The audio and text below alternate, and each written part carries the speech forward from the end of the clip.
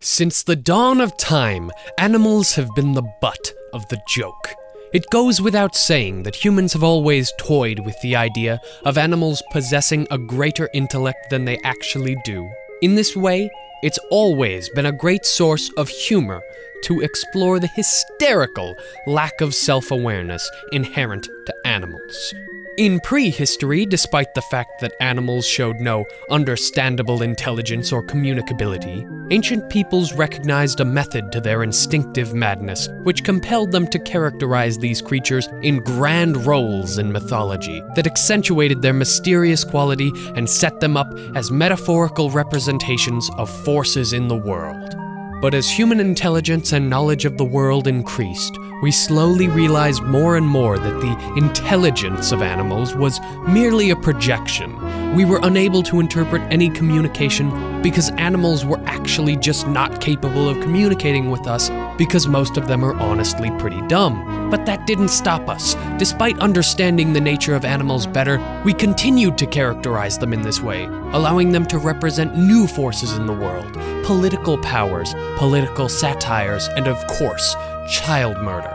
Animals themselves started to become a joke. The age of scientific discovery fully illuminated the simplicity of their psychology, and now that we kept them so commonly as pets and constantly interacted with them, we could only become more intimately familiar with their frankly hilarious quirks.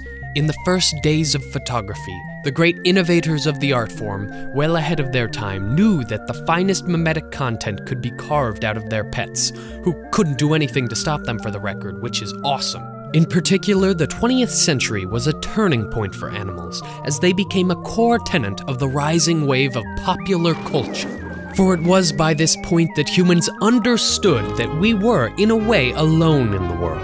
No other creature would ever be able to compete, and therefore we would be better off filling in the gaps with our imagination, knowingly this time. We'd shifted from giving animals more credit than they deserve because we didn't understand them, to giving them more credit than they deserve because it's more fun that way.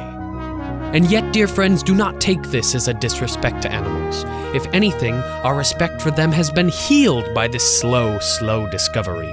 Our relationships with these lovely creatures are beautiful. These days, everyone is in on the joke, and happier than ever to treat animals like kings. Nowadays, animals represent less so the grand philosophical concepts of old and more so the removal of the human ego. In an age of nearly oppressive, overwhelming self-awareness, an opportunity to look at the world through innocent eyes that utterly lack self-awareness is a daily blessing. We need not feel alone in the world when there are, in fact, infinite sources of companionship everywhere. In a way, we have evolved from wearing their skins as comfort from the crushing cold of the physical world to wearing their skins as comfort from the crushing cold of the universe. Thank you. Wandelman, you quack me up. Quack me up. That's why you're my D-O-G-E. Your Doge? What are you talking about?